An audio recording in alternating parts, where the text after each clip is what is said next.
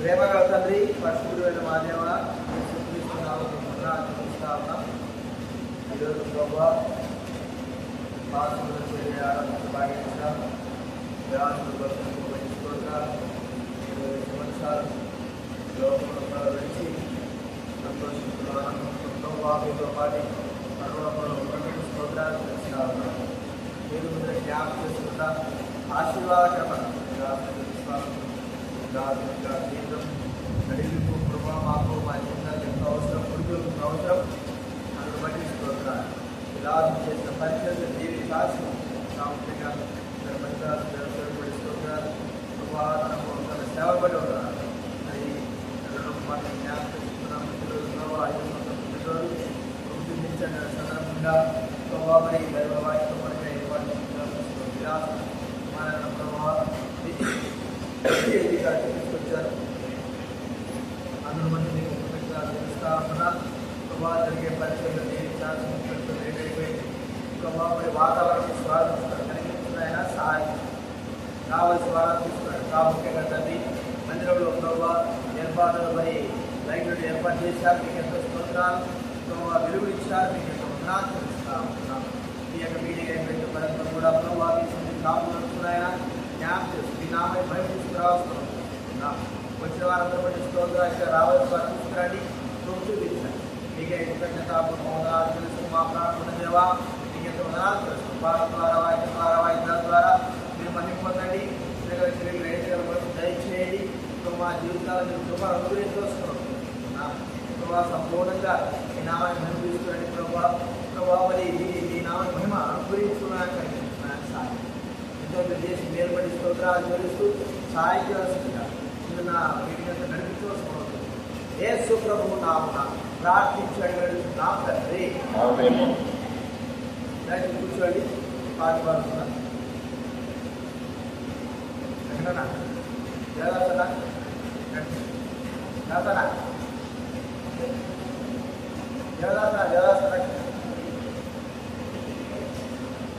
నానా జలాసన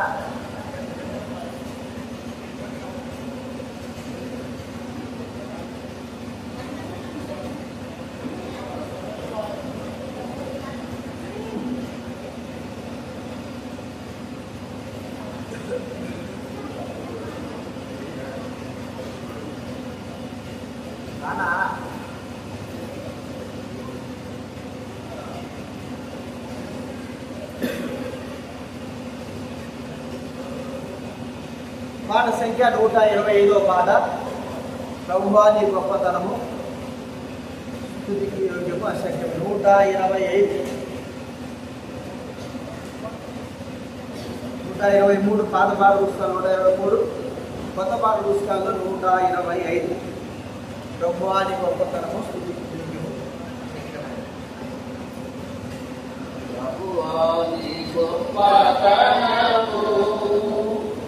ప్రభువా నీ గొప్పతనము స్తుతికి యోగ్యము అసత్యమైనది వర్ణించలేనిలా.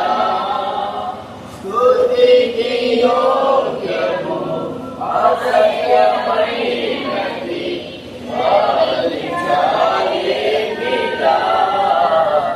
ప్రభువా నీ గొప్పతనము, ప్రభువా నీ గొప్పతనము, సృష్టి గొప్పది అద్భుతమేగా సంకల్పమెంతో ఉత్తమము.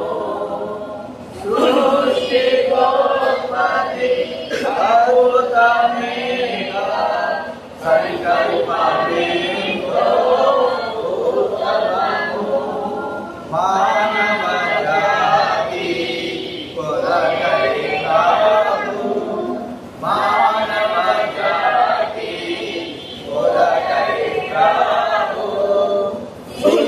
సిద్ధపరచే సమస్తము, సిద్ధపరచే సమస్తము.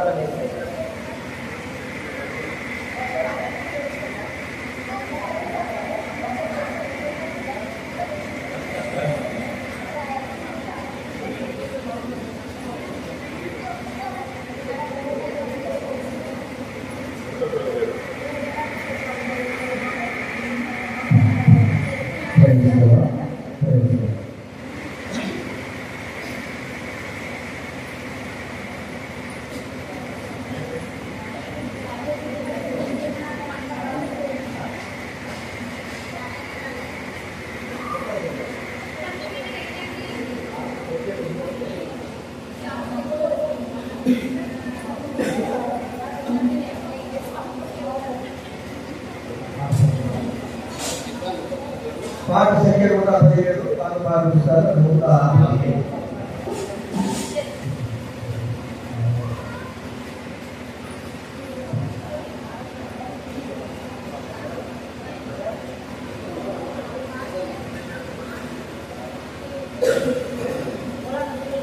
వందనమో వందనమే సయ్యా వందనమో వందనమే సయ్యా అందుకొను మా దేవా మాధో వందనమంతో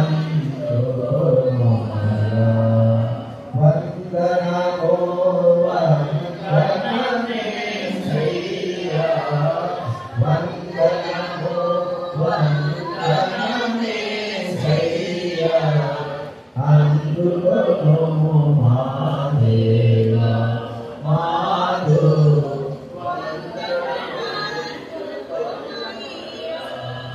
ధరకే తెంచి ధరించి దివా నరరూపమును నరలోకములో ధరకే తెంచి ధరించి దివా నరరూపమును నరలోకములో మరణములోకి మరిలేసినమా మరణములోకి మరిలేసినమా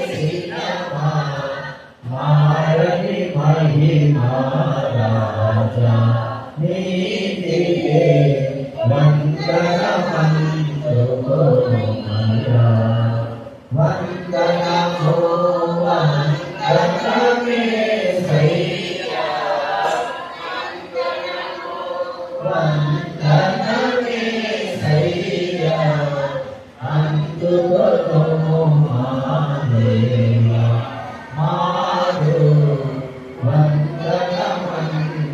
వందనమంతుమయ్యా పాపిని దూచి ప్రేమను దూచి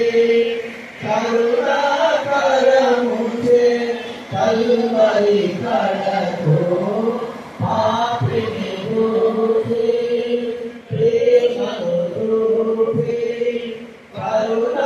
కరుణాకరముచే కలువరి కడకు నడిపించి కరు ప్రేమతో కలిగి నడిపించి కరు ప్రేమతో కలిగి కన్నీటిని తుడిచినని ప్రేమతో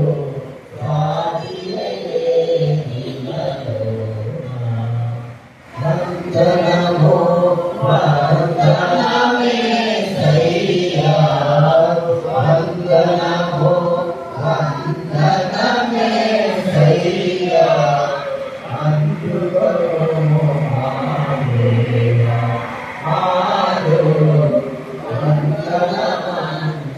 వందనమంతుమయ్యా ఉదయించి దివా నన్ను ధరింపా తరించి దివా దారుణ మరణం ఉదయించి దివా నన్ను ధరింపా తరించి దివా దారుణ మరణం దయతలచి దారిద్రుని పిలచి దారిద్రుని పిలచి దారిద్రుని నాథ దేవా హృదయాపననాథేందు వందనమో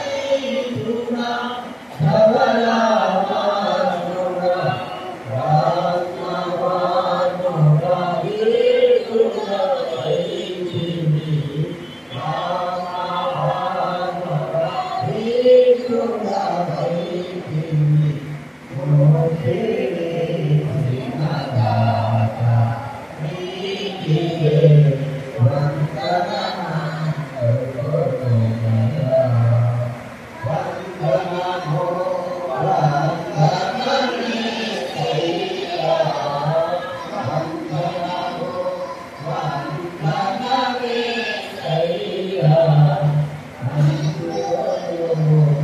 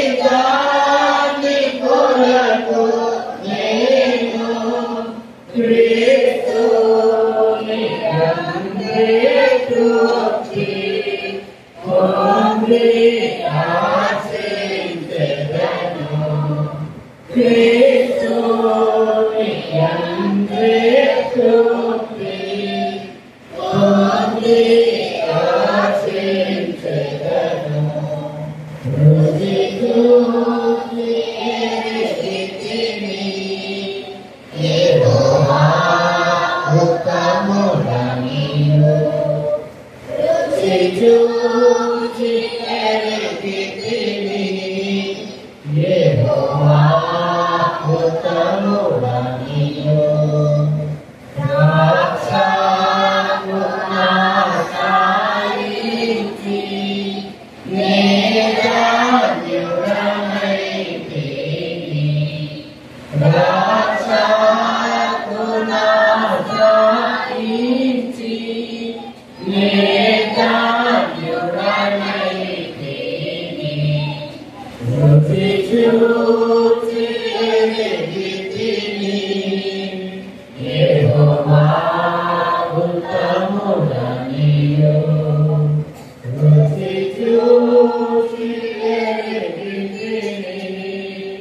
యెహోవా ఉత్తముడనియు.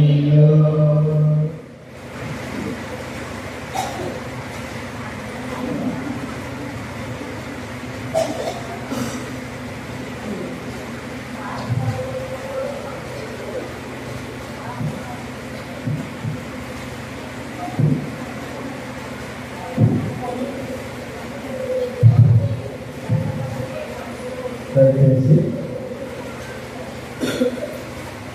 వాక్యం కొరకు ప్రార్థన చేస్తున్నాము.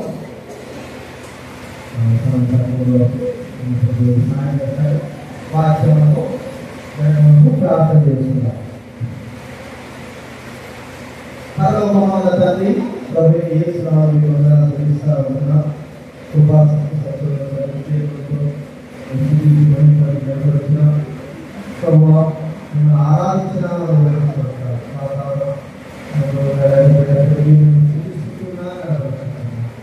అవసరం ఆరాధన అనుభవించే దేవుడికి ఉన్నారని ప్రభావాన్ని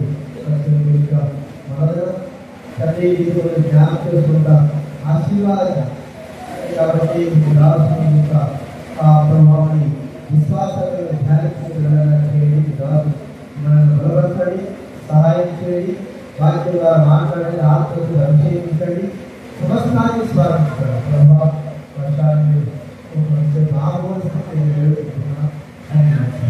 మీరే సహాయం చేస్తూ వాక్యం ద్వారా అందరితో మాట్లాడండి, సమర్పించండి. ప్రభావ యేసు నామమున ప్రార్థించబడుచున్నాం తండ్రి.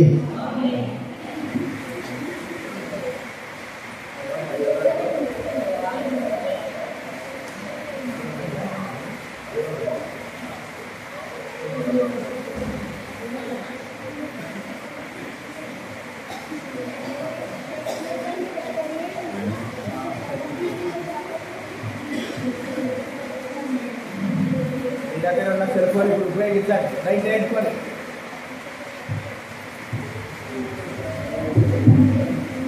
లైట్ వేసుకోండి. మీ దగ్గర ఉన్న సెల్ ఫోన్ ఉపయోగించుకోండి. లైట్ వేసుకోండి. అందరికీ కూడా ప్రేస్తున్నారండి. ప్రేస్తున్నారు. ఈరోజు ఈ ప్రత్యేక కూడిక నేను వచ్చాను, నాతో పాటు వర్షం కూడా తీసుకొని వచ్చాను.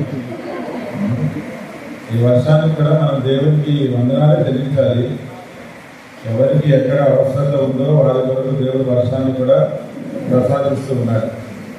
మనకి కొద్దిగా అనానుకూలంగా ఉన్నా సరే మనమంతా కూడా దేవుడు మన మధ్యలో ఉన్నాడు అన్న గమనం కలిగి ఉంటే మనం అప్పుడు దేవుని స్వరాన్ని వినగలుగుతాం, దేవుని వాక్యాన్ని మనం స్వీకరించగలుగుతాం. ఈ సమయంలో బహుశా దేవుడు మనల్ని కరుణించినాడు. ఏమైంది? ఆగి తగ్గింది. ఈరోజు భగత్ సింగ్ అంకుల్ గారు, లేకపోతే దైవజనుడైన భగత్ సింగ్ గారు. భగత్ సింగ్ అనేది ఆయన పంజాబ్ రాష్ట్రంలో సిక్కు మతస్థుడు కాబట్టి ఆ పేరు ఉండింది. అదే పేరుతో ఆయన ఉండినాడు. ప్రపంచవ్యాప్తంగా కూడా ఆయనకు ఉన్న పేరు అదే.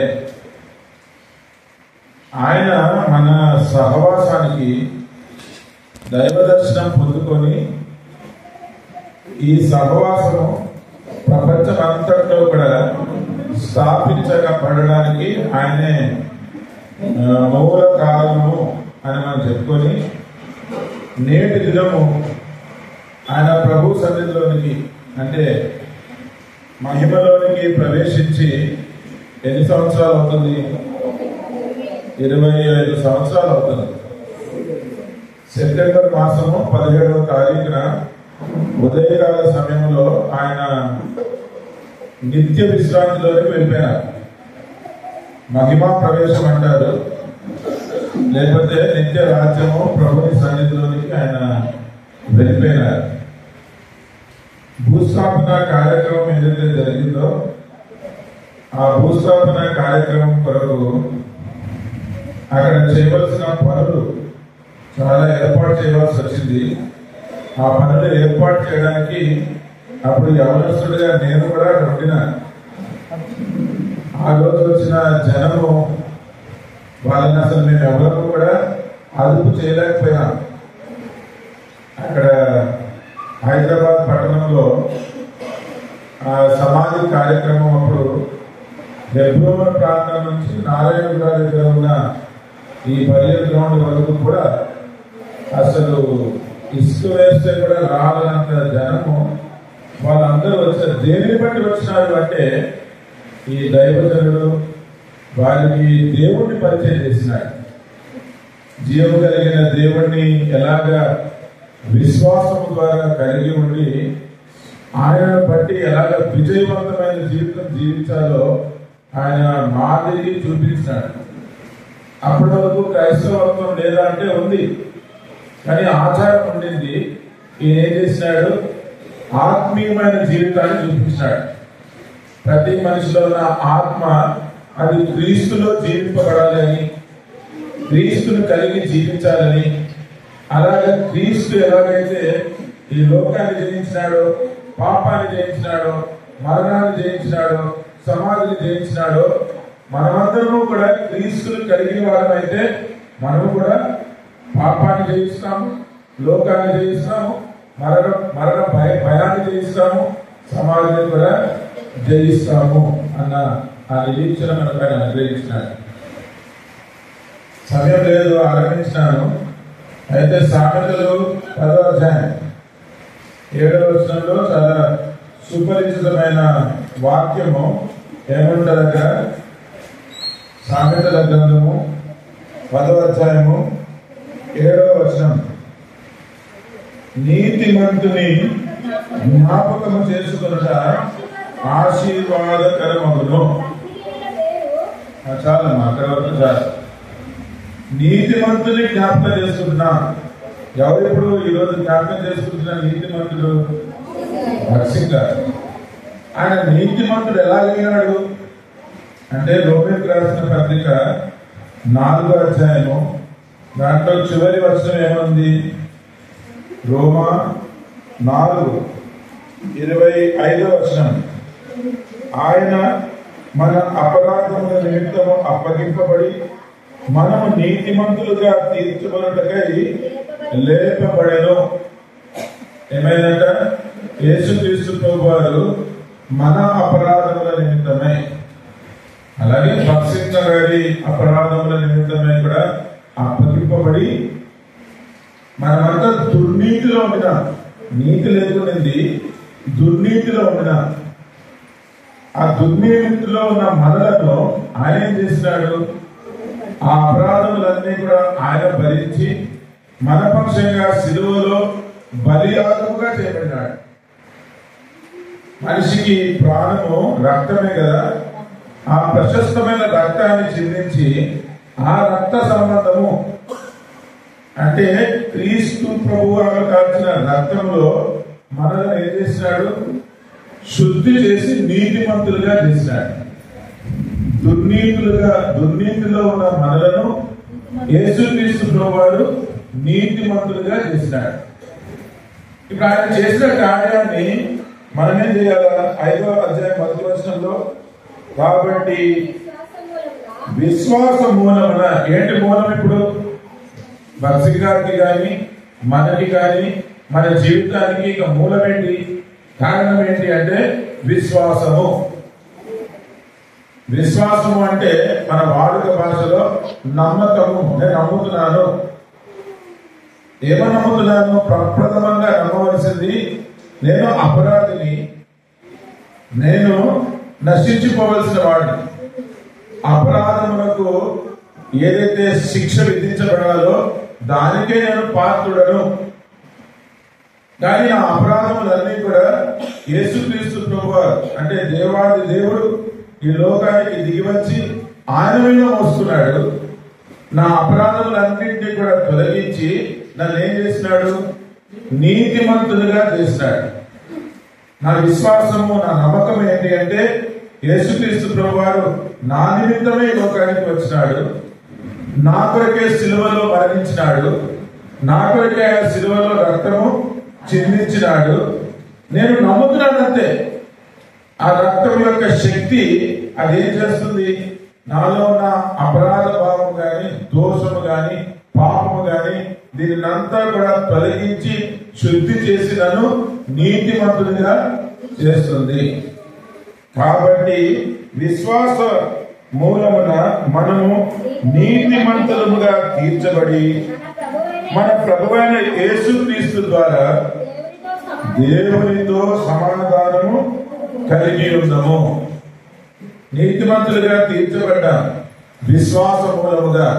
మీరు ఎంతమంది అయితే యేసుక్రీస్తు ప్రభు యందు నమ్మకం ఉంచుతున్నారో, విశ్వాసం ఉంచుతున్నారో, నా అపరాధముల నిమిత్తమై ఆయన బలియాగముగా చేయబడినాడు, నా అపరాధముల నిమిత్తమై ఆయన ప్రశస్తమైన పావన పుణ్య రక్తాన్ని కార్చినాడు, నేను నమ్ముతున్నాను, ఆ రక్తంలో నా దుర్నీతిని నా అపవిత్రతను నా పాపమును శుద్ధి చేసుకొని ఇప్పుడు నీతిమంతులుగా తీర్చబడి అప్పుడు పరిశుద్ధంగా అయిన తర్వాత నాలుగు ఎవరు వస్తున్నారు? ప్రభువైన యేసుక్రీస్తు వారు. యేసుక్రీస్తు వారి ద్వారా తండ్రితో దేవునితోటి సమాధానం పరచబడుతున్నారు. అందుకని భక్తి గారు నీతిమంతుడు. ఎలాగ నీతిమంతుడు అయ్యాడు అంటే యేసుక్రీస్తు ప్రభుని ఆయన జీవితంలో కలిగి ఉన్నాడు. ఆయన ఆలోచన యేసుక్రీస్తు ప్రభు వారి ఆలోచనలాగా అయిపోయింది. ఆయన చూపు యేసుక్రీస్తు ప్రభు వారి చూపులాగా అయిపోయింది. ఆయన మాట యేసుక్రీస్తు ప్రభు వారి మాటలాగా అయిపోయింది. ఆయన హృదయంలో యేసుక్రీస్తు ప్రభు వారికే సింహాసనం వేసి అయ్యా నువ్వే నా జీవితానికి ప్రభువు అని పెట్టుకున్నాడు. యేసుక్రీస్తు ప్రభు వారి మార్గంలోనే నేనే మార్గము సత్యము జీవం అని చెప్పిన ఆ యేసుక్రీస్తు వారి మార్గంలో ఎవరు నడిచినాడు? భక్తిగా నడిచినాడు. ఆయన చెప్పిన సత్యము, ఆ సత్యాన్ని పట్టుకున్నాడు, అందరికీ జీవం పోసినాడు. పాపంలో చచ్చిపోయిన వాళ్ళందరికీ కూడా యేసుక్రీస్తు ప్రభువు ద్వారా ఆయన జీవ మార్గంలోనికి నడిపించినాడు. ఆయన కూడా యేసుక్రీస్తు ప్రభువుని కలిగి ఉండి తన జీవిత కాలంలో యేసుక్రీస్తు ప్రభువాన్ని ప్రచురించి మహిమపరిచి తర్వాత విశ్వాస మూలముననే ఆయన ఎక్కడికి వెళ్ళిపోయినాడు? దేవుని సన్నిధిలోనికి వెళ్ళిపోయినాడు. అదే ఉంటుంది హెబ్రీయులకు రాసిన పత్రిక, హెబ్రీయులకు రాసిన పత్రిక 10వ అధ్యాయం, లేకపోతే 11వ అధ్యాయం చూడండి. హెబ్రీయులకు రాసిన పత్రిక 11వ అధ్యాయం 13వ వచనం. వీరందరూ ఆ వాగ్దానముల ఫలము అనుభవింపకపోయినను దూరము నుండి చూచి వందనము చేసి తాము భూమి మీద పరదేశులమును యాత్రికులమునై ఉన్నామని ఒప్పుకొని విశ్వాసము గలవారై ఏమైనారు? మృతి నొందినారు. ఆయన ఆ విశ్వాసములోనే మృతి నొందినారు. ఈ లోకంలో నేను పరదేశినే, యాత్రికుడనే, నా స్వాస్థ్యము నా రాజ్యము అదంతా కూడా ఎక్కడుంది? పరలోకంలో ఉంది. అందుకని క్రీస్తుని కలిగి క్రీస్తుని మహిమపరిచి విశ్వాసము ద్వారా ఆయన మృతి చెంది ఇప్పుడు దేవుని సన్నిధిలో ఉన్నారు. ఈ ప్రతి సంవత్సరం కూడా ఈ రోజు మీరు ఇట్లాగా కూడిక పెట్టుకొని ఆ నీతిమంతుని జ్ఞాపకం చేసుకుంటున్నారంటే నిజంగా ఎంతో ఆశీర్వాదకరం కదా. ఆయన గురించి చెప్పాలి అంటే ఆయన స్థాపించిన సహవాసం అంతా కూడా అది విశ్వాసుల సహవాసం. ఇప్పుడు చదివాం కదా, విశ్వాస మూలముగా విశ్వాసములో ఆయన మృతి పొందినాడు. విశ్వసించాలి, దేవుని విశ్వాసం కలిగి ఉండాలి అని చెప్పినాడు. కాబట్టి ఈ సహవాసంలో అందరినీ ఏమని పిలిచేవారు అంటే మీరు విశ్వాసులండి అనేవారు. విన్నారా మీరు ఎప్పుడైనా? మీరు విశ్వాసులు, విశ్వాసులు. వీళ్ళేదో ఈ చర్చి వాళ్ళు కాదు, వీళ్ళెవరు? విశ్వాసులు. ఓకే, మీరు అక్కడ చూసేసేయండి, అది అయిపోయిన తర్వాత చూద్దాం.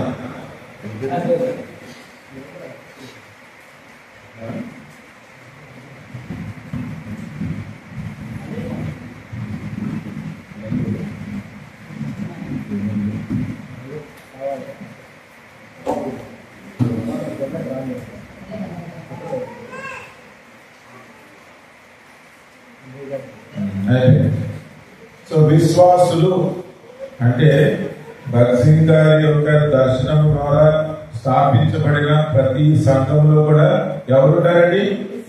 విశ్వాసం అంటారు. ఎవరి యందు విశ్వాసం కలిగి ఉంటారు? దేవుని యందు, లేకపోతే యేసుక్రీస్తు ప్రభువారు శిలువలో చేసిన కార్యాన్ని వాళ్ళు నమ్ముతారు. హృదయాంతరంగంలో వాళ్ళు నమ్ముతారు కాబట్టి వారిని విశ్వాసులు అనేవారు. అంతేకాకుండా భక్సింగ్ గారి సహవాసంలో అందరూ పరిశుద్ధులు అంటారు. ఎందుకు? భక్సింగ్ గారి సహవాసంలోనే ఈ పూర్తి పరిశుద్ధ గ్రంథాన్ని ఆయన పరిచయం చేసినారు. ముందు మందిరాలలో ఈ బైబిల్ పట్టుకుని వెళ్ళేవారు కాదు. చాలా మంది మీకు తెలుసుంటారు, కొన్ని డినామినేషన్స్ లో ఇప్పటికి కూడా ఈ పూర్తి బైబిల్ ఎవరు తీసుకొని వెళ్ళరు. కానీ భక్సింగ్ గారి ప్రతి ఒక్కరికి వారి స్వంత పూర్తి బైబిల్ ఉండాలి. తెలుగు బైబిల్ ఇక్కడ ఏమంటుంది? పరిశుద్ధ గ్రంథము. ఈ పరిశుద్ధ గ్రంథము కలిగి ఉండాలి అని ఆయనే బోధించినాడు, అలా చేసినాడు. కాబట్టి ఆ దినాలలో ఈ బైబిల్ ని ముద్రించే సంస్థ ఉండేది, బైబిల్ సొసైటీ ఆఫ్ ఇండియా. వాళ్ళ దగ్గర స్వాగత అయిపోయింది. అంతగా ఈ బైబిల్ అప్పుడు అంతా అమ్ముపడిపోయాయి. ఎందుకంటే ఆయన చెప్పిన ప్రతి ఒక్కరు కూడా ఈ పరిశుద్ధ గ్రంథాన్ని కలిగి ఉండాలి. అది కూడా పూర్తి బైబిల్ వారు కలిగి ఉండాలి. ఎందుకంటే దేవుడి దగ్గరికి వెళ్ళాలి అంటే ఆ మార్గము ఈ వాక్యమే. Way to God is word అంటారు. అంటే దేవునికి వెళ్ళాలి అంటే, దేవుని మనసు తెలుసుకోవాలి అంటే ఈ వాక్యమే మనకు ఆ మార్గము. ఈ వాక్యమే మన దేవునికి మనసుని తెలియజేస్తుంది. మూడోది ఏంటంటే ఈ సహవాసంలో చేరి వచ్చేది అందరూ కూడా అపోస్తల కార్యములు 2వ అధ్యాయం 47వ వచనం ప్రకారము రక్షింపబడిన వారిని దేవుడు ఏం చేస్తున్నాడు? చేరుస్తూ ఉన్నాడు. అంటే ఈ సహవాసంలో వచ్చిన ప్రతి ఒక్కరికి కూడా రక్షణ, దాని గురించే బోధ ఉండేది. ఇంకెక్కడా కూడా ఇలా ఉండేది. నాకు చిన్నప్పుడు గుర్తు, హెబ్రోన్ నుంచి ఎవరైనా ఆంటీ పెద్దవాళ్ళు ఎవరైనా వచ్చారు అంటే, లేకపోతే హెబ్రోన్ నుంచి సేవకులు వచ్చినారంటే వాళ్ళు అడిగే ప్రశ్న ఒకటే ఉండేది: నీవు రక్షణ పొందినావా? నీవు రక్షణ పొందినావా? నువ్వు రక్షింపబడినావా? ఇదే. ఇక్కడ ఆరాధనలో కూడా మన రక్షణ పాత్రను చేతులు పట్టుకొని నేను నిన్ను ఆరాధిస్తున్నాను తండ్రి. ఈ రక్షణ అన్న విషయం గురించి బాగా నొక్కి చెప్పింది, సాల్వేషన్ గురించి నొక్కి చెప్పింది భక్సింగ్ గారి సహవాసంలోనే. మనం గుర్తుపెట్టుకోవడానికి 3 చూస్తున్నాం. ఈ సహవాసంలో భక్సింగ్ గారి దర్శనం ద్వారా మనం తెలుసుకున్నది ఏంటి? ఇక్కడ ఎవరు ఉంటారు? విశ్వాసులు ఉంటారు. దాని తర్వాత దీంట్లో చాలా ప్రాముఖ్యమైనది ఏంటి? ఈ పరిశుద్ధ గ్రంథము అంటే దేవుని వాక్యము. ప్రతి ఒక్కరు కూడా వారి స్వంత పూర్తి బైబిల్ కలిగి ఉండాలి అని ఈ సహవాసంలోనే ఉండింది. అందుకనే మనకి వాక్యము చాలా బోధించబడింది, అందించబడింది, వివరించబడింది, పఠించబడింది, ధ్యానించబడింది.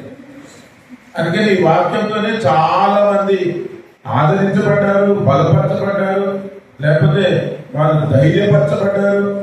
కృంగిపోయిన వాళ్ళందరూ కూడా వాళ్ళు లేవనెత్తబడ్డారు. దేని చేత? మనుషుల సాయంతో అయ్యేది కాదు అదంతా. దేని వలన?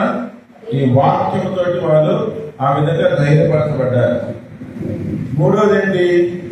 ఇక్కడ అంతా కూడా రక్షణ, రక్షించబడాలి.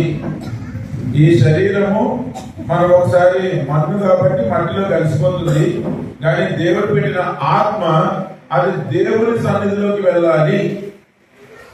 దేవుని సన్నిధిలోకి కాకుండా వేరే దగ్గరికి వెళ్ళకూడదు. దేవుడు లేని స్థలము, దానికి బైబిల్లో చాలా పేర్లు పెట్టారు. నరకం అన్నారు, అగ్నిగుండం అన్నారు, లేకపోతే అగాధం అన్నారు, కటిక చీకటి అన్నారు, పళ్ళు కొరుకుట అన్నారు. ఎంత భయంకరంగా ఎలా ఊహించుకుంటారో ఊహించుకోండి. ఆ ప్రాంతం ఎట్లాంటిది అంటే దేవుడు అక్కడ లేడు, అందుకని అది భయంకరమైనది. అటువంటి ప్రదేశం నుంచి మన ఆత్మను రక్షించడానికి వచ్చిన రక్షకుల గురించి తెలియజేస్తూ ఉన్నారు. అందుకని ఇక్కడ అంతా కూడా రక్షణ సువార్త చాటిస్తూ ప్రకటించబడుతూ ఉండింది. అందుకని నీతిమంతుని మనం ఎప్పుడైతే జ్ఞాపకం చేసుకుంటున్నామో, ఆయన నీతిమంతుడు ఎలాగైనాడు అంటే విశ్వాస మూలమున ఆయన విశ్వసించినాడంతే. యేసుక్రీస్తు ప్రభు యొక్క శిలువ కార్యాన్ని విశ్వసించి ఆయన నీతిమంతుడుగా తీర్చబడినాడు. ఆ నీతి మూలముగానే ఆయన వృద్ధి పొందినాడు. అందుకనే ఆయనలో దేవుణ్ణి మహిమపరిచినాడు. ఆయన ద్వారా దేవుని అనేక మందికి ప్రకటించినాడు. అనేక మందిని విశ్వాసంలోనికి నడిపించినాడు. ప్రతి ఒక్కరికి కూడా దేవుని వాక్యాన్ని అందించినాడు. వారందరికీ కూడా రక్షణ మార్గాన్ని ఆయన సూచించినాడు. సరే, ఆయన గుర్తు చేసుకుంటున్నప్పుడు కొన్ని సంగతులు ఆయన జీవన శైలి కానీ జీవితం కానీ ఎలా ఉండేదో తెలుసుకుంటే మంచిదే. నేను చిన్నవాడిని, అంటే స్కూల్లో ఉన్నప్పుడు అప్పుడే ఊహ వచ్చింది అనుకోవచ్చు. ఆ టైంలో మా ఇంటి గృహప్రవేశానికి వచ్చినారనమాట. అప్పటికే ఆయన కొంచెము అంత ఆరోగ్యంగా లేదు. ఆయన వీల్ చైర్లో తీసుకొచ్చినారు. వీల్ చైర్లో తీసుకొచ్చి అక్కడ కూర్చోబెడితే ఆయన వాక్యం చెప్పేవారు. కానీ ఆ బలహీనతను బట్టి ఆ వాక్యం అంత స్పష్టంగా వినిపించేది కాదు. ప్రక్కన స్టీవెన్ చిన్నప్ప గారు ఉన్నారు కదా, ఇప్పుడు స్టీవెన్ చిన్నప్ప గారు ఆయన తర్జుమా చేసి ఆ వాక్యాన్ని వివరించినారు. అది నాకు బాగా గుర్తు. అందుకే మా కుటుంబానికి, అంటే మా నాన్నగారి పేరు మార్టిన్ గారు, ఏజీ కాలనీలో మార్టిన్, వైజాగ్ మార్టిన్ కాదు, ఏజీ కాలనీలో మార్టిన్ గారు. ఆయనకి పరిచయం ఉంది కాబట్టి ఆ పరిచయంలో ఈ గొప్ప దైవజనుడు గురించి తెలుసుకున్న కొన్ని విషయాలు మీతో పంచుకుంటాను. 2-3 నిమిషాలే, ఎక్కువగా మన సమయం అంత లేదు. మా నాన్నగారు వాళ్ళు లూథరన్ చర్చ్ లో ఉండేవారు. ఊర్లో ఉన్నప్పుడు ఉద్యోగ రీత్యా ఆయన హైదరాబాద్ పట్టణానికి వచ్చిన తర్వాత ఓల్డ్ సిటీలో ముందు హైకోర్టులో చిన్న ఉద్యోగం చేస్తూ ఉండినారు. అప్పుడు అక్కడ లూథరన్ చర్చికి కాకుండా అక్కడ మా చిన్న నాన్నమ్మ వారి ఇంట్లో ఉన్నప్పుడు వాళ్ళు ఏం చేస్తారంటే మా నాన్నగారిని తీసుకొని హెబ్రోన్కి తీసుకురావడం మొదలు పెట్టినారు. అప్పుడు ఈ హెబ్రోన్ సహవాసం మా నాన్నగారికి పరిచయం అయినప్పుడు హెబ్రోన్ లో ఈ వాక్యం చెప్తుంటే దాని ద్వారా పట్టబడి అసలు రక్షణ పొందిన తర్వాత, రక్షణ అనుభవ జ్ఞానంలోనికి వచ్చిన తర్వాత అసలు టైం ఉంటే, సమయం ఉంటే వచ్చి హెబ్రోన్లోనే కూర్చునేవాడట. ఎవరు? మా నాన్నగారు. అలాగే భక్సింగ్ గారు చెప్తున్న సందేశాలు కానీ, భక్సింగ్ గారు ఎవరెవరో బయట వాళ్ళు, అంటే ఈ ఇంగ్లీష్ దొరలు కూడా తీసుకొని వచ్చేవారు. వాళ్ళు చాలా ఈ బైబిల్లోని మర్మాలు, బైబిల్లోని లోతు సంగతులు అవన్నీ కూడా బైబిల్ స్టడీ తీసుకునేవారు. వాటిని ఏది కూడా మిస్ అవ్వకుండా, సెలవు వచ్చిందంటే మనం ఏం చేస్తాం, సెలవు వచ్చిందంటే అంత కుటుంబంగా ఎక్కడికైనా వెళ్ళాలని ఏదైనా ప్లాన్ చేసుకుంటామేమో కానీ ఆయన మాత్రం సెలవు వచ్చిందంటే ఆయన వచ్చి ఎప్పుడోనే ఉండేవారు. ఆ రీతిగా భక్సింగ్ గారిని దగ్గర నుంచి గమనిస్తే ఆయన నిజంగానే దైవజనుడు. ఎంత సాత్వికుడు అంటే, ఎంత నెమ్మదస్తుడు అంటే పుల్పిట్ మీద వాక్యం ఇవ్వడానికే మాట్లాడినట్టుగా ఉండేది. దాని తర్వాత ఎవరికైనా కూర్చొని అలాగే మాట్లాడుతూ మనం అంటే ముచ్చట్లు పెట్టుకుంటామని, అట్లాంటిది అసలు ఏమీ చూడలేదంట నాన్నగారు. పుల్పిట్ మీద వాక్యం ఇచ్చిన తర్వాత ఎవరైనా నన్ను విష్ చేస్తుంటే అందరినీ విష్ చేసేవాళ్ళంట. ఎవరైనా దైవజనం దగ్గరికి వచ్చి మా కోసం ప్రార్థన చేయండి అంటే ఇలా చేయొచ్చు, 1 నిమిషం ప్రార్థన చేసేసి అలా ముందుకు వెళ్ళిపోయి ఆయన రూమ్ లోకి వెళ్ళేవారు. ఇక్కడ వాక్యం అన్నా చెప్పేవారు, రూమ్ లోకి వెళ్ళి మోకాళ్ళ మీద ప్రార్థనలు అయినా ఉండేవారు అంతే. బైబిల్ గ్రంథంలో యేసుక్రీస్తు ప్రభువారి తమ్ముడు యాకోబు ఉంటాడు. యాకోబు రాసిన పత్రిక, ఒక పత్రిక ఉంటుంది. యాకోబు గురించి చరిత్రలో ఏం చెప్తారంటే ఆయన ఒంటె మోకాళ్ళ భక్తుడు అంటారు. ఒంటె తెలుస్తుంది మీకు? ఒంటె మోకాళ్ళు ఎలా ఉంటాయి? అది ఎప్పుడు కూడా కూర్చునేటప్పుడు ఆ మోకాళ్ళ మీద ముందు బరువు పెట్టి కూర్చుంటుంది కాబట్టి కొన్ని రోజులకి ఆ మోకాళ్ళు అంతా కూడా గరుగ్గా అయిపోయి, గట్టిగా అయిపోయి, పగిలినట్టుగా అయిపోయి ఎట్లా ఉంటాయో అలాగే యాకోబుని ఏమంటారంటే ఆయన ఒంటె మోకాళ్ళ భక్తుడు అని. ఎందుకంటే యేసుక్రీస్తు ప్రభువారు తన సహోదరుడు అయినప్పటికీ కూడా యేసుక్రీస్తు ప్రభువారిని బ్రతుకున్నంత కాలం ఆయన విశ్వసించలే. యేసుక్రీస్తు ప్రభువారు శిలువలో మరణించి సమాధి చేయబడి మళ్ళీ తిరిగి లేచిన తర్వాత, పునరుద్ధరణుడు అయిన తర్వాత 40 దినాల వ్యవధిలో 10 సందర్భాలు ఆయన కనిపిస్తున్నాడు కదా. దాంట్లో యాకోబు కూడా కనపరుచుకున్నాడు ఒకసారి. అది అపోస్తల కార్యములు 15వ అధ్యాయంలో చూస్తారు. ఆ యాకోబు కనపరుచుకున్న తర్వాత అప్పుడు యేసుక్రీస్తు ప్రభువుని యందు విశ్వాసం ఉంచడం మొదలుపెట్టాడు ఆయన. విశ్వాసం ఉంచి చనిపోయేంత వరకు కూడా టైం దొరికితే మోకాళ్ళ మీద ఉండి పశ్చాత్తాపడేవాడట. ఎందుకు?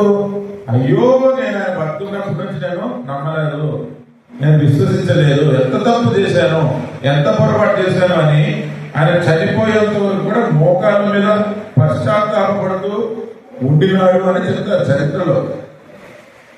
మనకి తెలిసిన ఈ దైవజనుడి గురించి కూడా ఆలోచిస్తే బహుశా మనం కూడా అలాగే చెప్పచ్చు. ఆయన కూడా ఒంటె మోకాళ్ళ భక్తుడే అని చెప్పాలి. ఎందుకంటే ఆయన ఎప్పుడు ప్రార్థనలోనే ఉండేవాడు. భక్త్ సింగ్ గారి గురించి అయినా చెప్పండి అయ్యా అంటే ఆయన గురించి చెప్పేది ఏంటి అంటే ప్రార్థన ప్రార్థన ప్రార్థన. మీరు ఇప్పటికే చాలా విషయాలు వినుంటారు. ప్రతి చిన్న దాని కోసం కూడా గడ్డలు గీయించుకోవడానికి, షాప్కి వెళ్ళడానికి కూడా ఆయన ఏం చేసేవాడంట? ప్రార్థన చేసేవాడు. ఒకసారి ఎవరో బయటకు వచ్చి అక్కడ అడుక్కునేవాడు, అడుక్కుంటున్నాడు. అడుక్కుంటే మనం ఏం చేస్తాము? మనం దేవుని బిడ్డలని చెప్పి కొంచెం జాలి పుట్టి ఏం చేస్తాము? జేబులో నుంచి ఒక అనాథ వేస్తాడంట ఆయన. ఒక అనాథ ముందుకు నడిచేస్తా ఉంటుంటే నేను నిన్ను అన్నా వేయమని చెప్పానా అని ఒక స్వరం వినపడుతున్నాడు ఆయన. ఏంటి? అడుక్కునేవాడికి ఒక అన్నా వేస్తే ఆ అన్నా నేను వేయమన్నానా అంటే ఒక విషయం నాకు ఎందుకు అడగలేదు, అది వేయగానే నేను వేయమన్నానా అంటే ఇదేంటి ప్రభు, అడుక్కునేవాడు బీదవాడు అని అక్కడలో ఉన్నాడు, చేశాక అడిగాడు, నేను నీ నామం పేరిటే వాడికి ఏం చేశాను? భిక్ష వేసాను. ఆయన సహాయపడతారు కదా, నేను వేసాను కదా అంటే నేను చెప్పానా ఇదే మాట గుర్తొస్తుందంట. ఇదేంటి ఇలా గుర్తొస్తుంది, ఇలా అనిపిస్తుందని మళ్ళీ ఆయన పని ముగించుకొని తిరిగి రిటర్న్ అవుతా ఉంటుంటే ఆయన ఎవరో పట్టుకొని తిరుగుతున్నారంట. ఎవరిని? ఆ బిచ్చగాని. ఇక్కడ మళ్ళీ ఒక్కోసారి అడుక్కొని అంతా తాగి పడిపోతున్నాడు, ప్రతి ఒక్కరు నేను లేకుండా తీసుకెళ్తున్నాను. ఏం చేస్తున్నాడంట? అడుగుతున్నాడు డబ్బుతోటి తాగేసి పడిపోతున్నాడు. అప్పటి నుంచి ఆయన ఏ చిన్న దానికైనా సరే ఆయన ప్రార్థనలోనే గడిపేవాడు. ఆయనకి చాలా ఇష్టమైన వచనం ఏంటి అంటే భక్త్ సింగ్ గారికి 40వ కీర్తన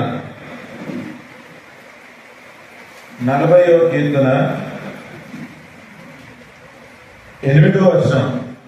40వ కీర్తన 8వ వచనం ఏమన్నా అక్కడ? నా దేవా, నీ చిత్తము నెరవేర్చుట నాకు సంతోషము,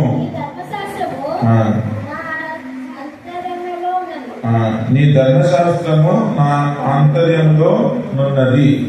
ఆయన పైన మాట ఏంటి? నీ చిత్తము నెరవేర్చుట నాకు సంతోషము.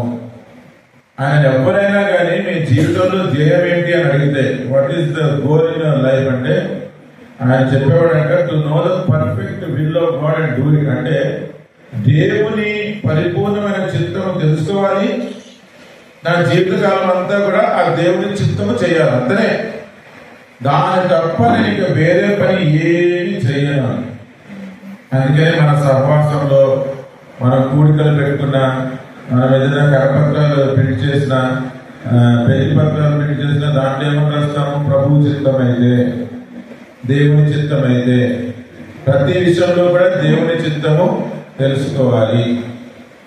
ఆయన ప్రతిది కూడా దేవుని చిత్తం. దేవుని చిత్తము తెలుసుకోవాలి, ఆ చిత్తాన్ని జరిగించాలి, అంతే ఆయన ఉద్దేశం, ఆయన గురి. అలాగే జీవించినాడు ప్రతి దానికి కూడా. చాలా మంది యవనస్తులే కాదు, పెద్దవాళ్ళు కూడా ఇప్పటికీ కూడా దేవుని చిత్తం ఎలా కనుక్కోవాలి, దేవుని చిత్తం ఎలా తెలుసుకోవాలి అని ప్రశ్న అడుగుతూ ఉంటారు. దానికి ఒకటే జవాబు, వాక్యం చదవాలి, అంతే. వాక్యం చదువుతా ఉంటుంటే దాంట్లో దేవుని చిత్తం ఏంటో మనకి అర్థమవుతూ ఉంటుంది. ఆయన జీవితంలో చాలా బాగా పాటించిన ఒక దైవ చిత్తం ఏంటి? పేతురు రాసిన మొదటి పత్రిక 2వ అధ్యాయం. పేతురు రాసిన మొదటి పత్రిక 2వ అధ్యాయము 15వ వచనం. పేతురు రాసిన మొదటి పత్రిక 2:15. 15 ఏమన్నది అక్కడ? ఏదైనగా మీరు యుక్త ప్రవర్తన గలవారే, అజ్ఞానముగా మాట్లాడు మూర్ఖుల నోరు మూయుట ఏంటంటది? దేవుని చిత్తము. అంటే అప్పుడు అజ్ఞానులు ఉన్నారు, అప్పుడు మూర్ఖులు ఉన్నారు, అప్పుడు కూడా ఇబ్బంది పెట్టే వాళ్ళు ఉన్నారేమో. ప్రస్తుత దినాల్లో కూడా మనకి సువార్తని వ్యతిరేకించే వాళ్ళు ఉన్నారు, లేకపోతే మనల్ని ఇబ్బంది పెట్టే వాళ్ళు కూడా ఉంటారు. కొంతమంది అజ్ఞానంగా ఉంటారు, వాక్యం తెలియకుండానే తెలిసినట్టు మాట్లాడుతుంటారు. వాక్యంతో సమయం గడపకుండానే ఏం చేస్తారు? వాక్యం అంతా తెలుసన్నట్టుగా పరిశుద్ధులుగా మాట్లాడడానికి ప్రయత్నం చేస్తూ ఉంటారు. వాళ్ళందరి గురించి ఇక్కడ అజ్ఞానులు లేకపోతే మూర్ఖులు, వారి నోరు మూయుట అది దేవుని చిత్తం అంట. కానీ ఎలాగ మూయించాలో వాళ్ళ నోరు? ఏమన్నది ఇక్కడ?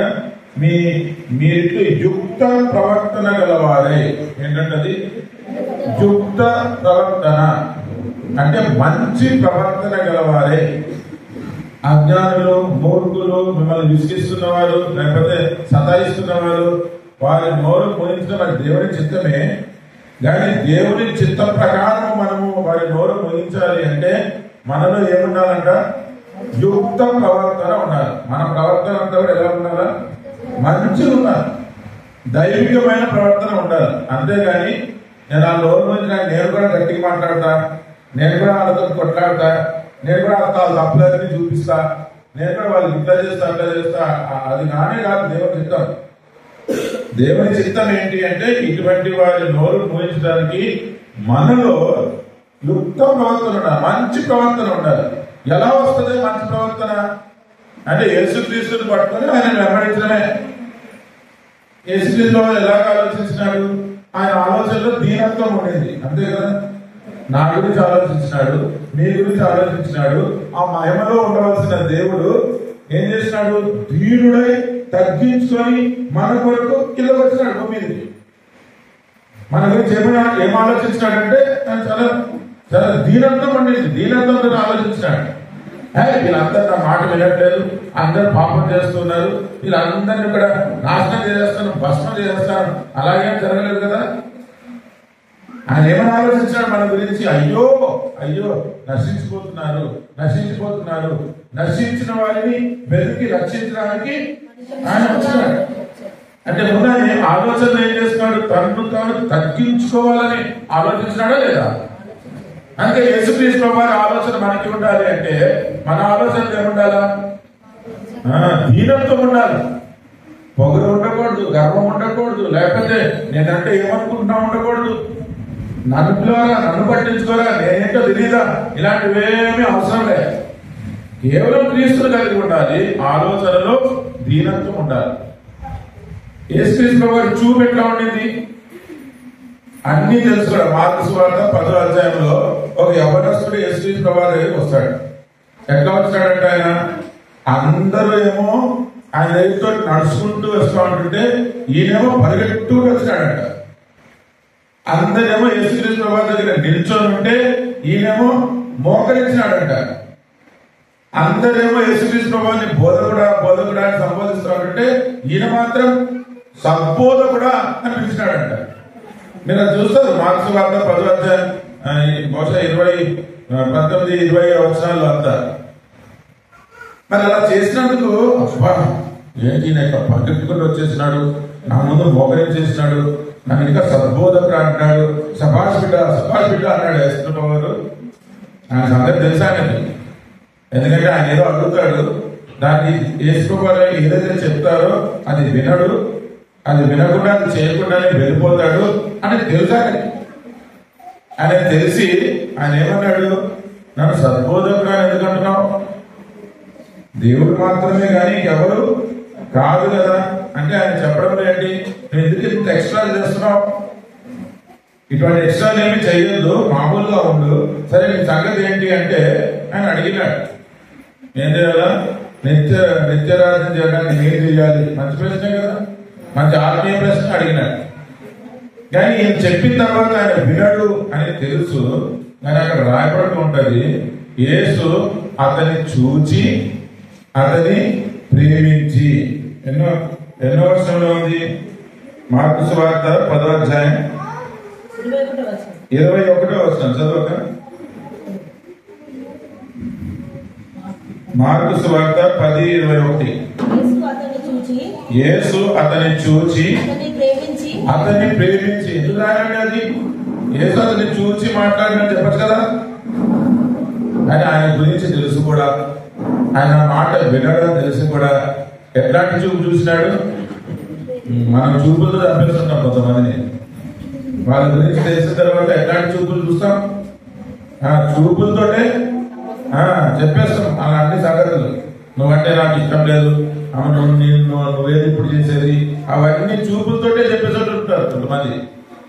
కానీ యేసుక్రీస్తు వారి చూపు, ఆయన వెళ్ళిపోతాడని తెలిసి కూడా, అంత ఎక్స్ట్రా చేస్తున్నాడని తెలిసి కూడా యేసు అతన్ని చూచి అతని అలా క్రీస్తు చూపు, క్రీస్తు మాటలు ఎట్లా మాట్లాడాడు ఆయన? లూకాసు వార్త 4వ అధ్యాయం 22వ వచనంలో ఏమనుంటది? ఆయన నోట నుండి వచ్చిన దయగల మాటలకు ఆశ్చర్యపడ్డారు అందరూ.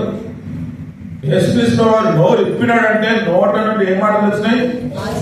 దయగల మాటలు వచ్చినాయి. మన నోరు ఇప్పితే దయపడిన మాటలు వస్తున్నాయి, అంతేనా?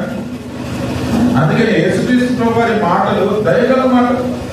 ఆయన దగ్గరికి ఎవరు వచ్చినా గానీ, ఆయన వ్యక్తిగతంగా ఎవరి దగ్గరికి వెళ్ళినా గానీ దయగల మాటలు మాట్లాడారు.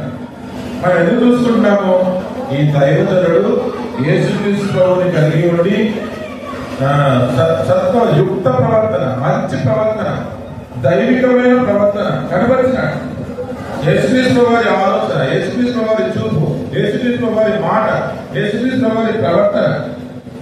నాన్నగారు చెప్పారు, ఆయన ఎంత పెద్ద వ్యక్తి కదా, ఎంతమంది ఆయన వెంట వెళ్తుండేవారు. అంత పెద్ద వ్యక్తి అయినప్పటికీ కూడా మా నాన్నగారి పెళ్లి ఆయన చేసినాడు. అందుకే పెళ్లిలో అది శ్యామ్ నగర్ అని ఉంటుంది హైదరాబాద్ లో. ఆ శ్యామ్ నగర్ లో మౌంట్ హెర్మోన్ అని అది ప్రార్థనా మందిరం. దాంట్లో పెళ్లి జరుగుతామంటే ఆ దినాల్లో మీరంతా పెళ్లి జరుగుతున్నప్పుడు కొన్నిసార్లు అన్ని మర్చిపోతాం కదా కంగారులో. నేను నిల్చోబెట్టి అందరూ వాళ్ళని కలుసుకోవడానికి వస్తూ ఉంటుంటే వాళ్ళందరూ వచ్చి కవర్లు పెట్టుకుంటారు కదా. కవర్లు పెట్టుకుంటే వెనకాల ఎవరు లేరంట. మా నాన్నగారు చెప్పడమే మర్చిపోయారు. అంటే వాళ్ళంతా దీంట్లో ఉన్నారు యోగంలో. ఈయన పెద్ద మా నాన్నగారి వెనకాల నిల్చొని ఆయన ఇచ్చిన కవర్లన్నీ పట్టుకొని అలా పట్టుకొని ఉన్నాడంట ఎవరు వచ్చేంత వరకు. అక్కడ ఇక్కడ రాంటే రాదంటే ఎవరైనా. ఆయన అసలు ఎంత సింపుల్ వ్యక్తి, ఎలాగ ఉండేవారు. మా నాన్నగారి పెళ్లి విషయము ఆయన తెలియజేసి ఆ దినాల్లో ఎట్లా ఉండేది అంటే, పెళ్లి కోసం వెళ్ళి ఆయన డేట్ ఇస్తాడన్నమాట. ఫలానా తారీఖు వస్తానంటే ఆ డేట్ కోసం అడగడానికి వెళ్ళారు.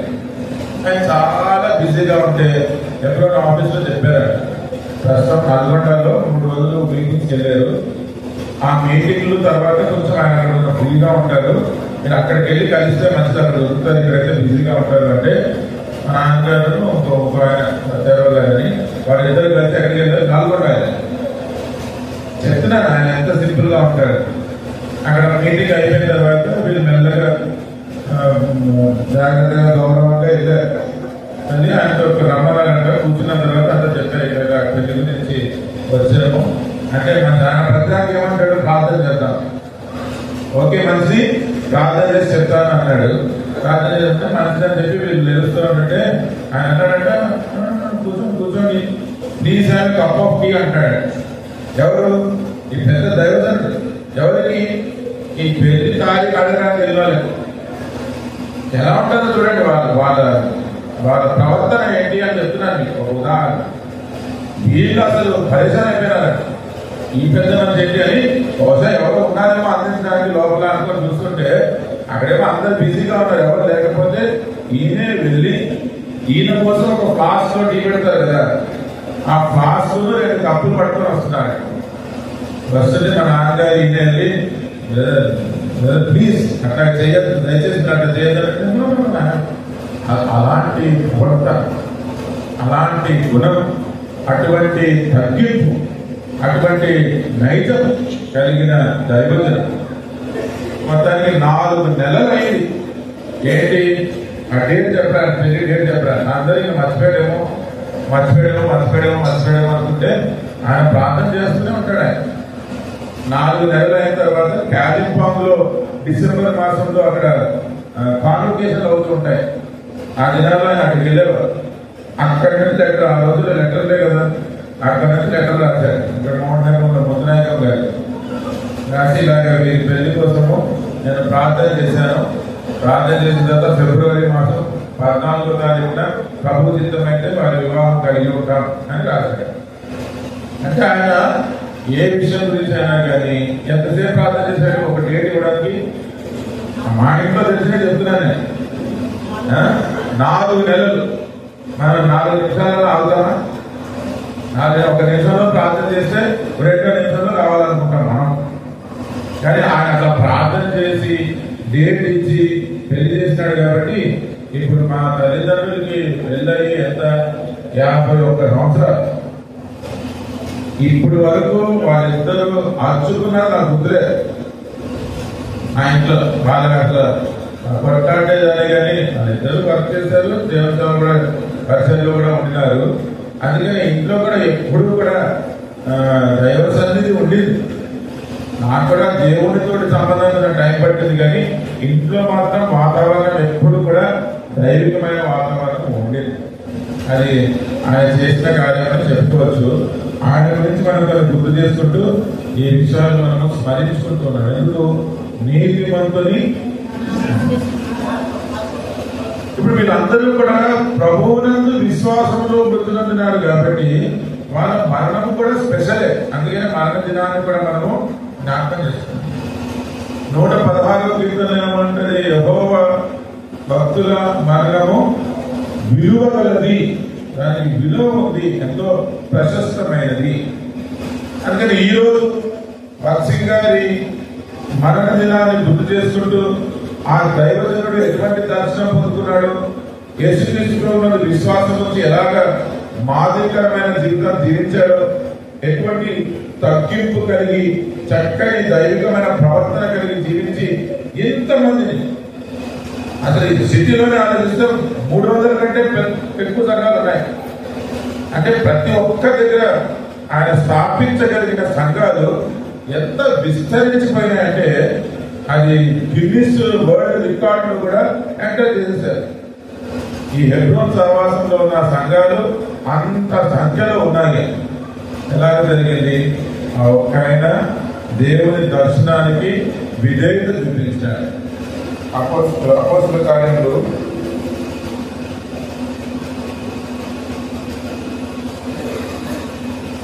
26వ అధ్యాయం 19వ వచనం. అపోస్తల కార్యంలో 26:19 ఏముంది ఇక్కడ?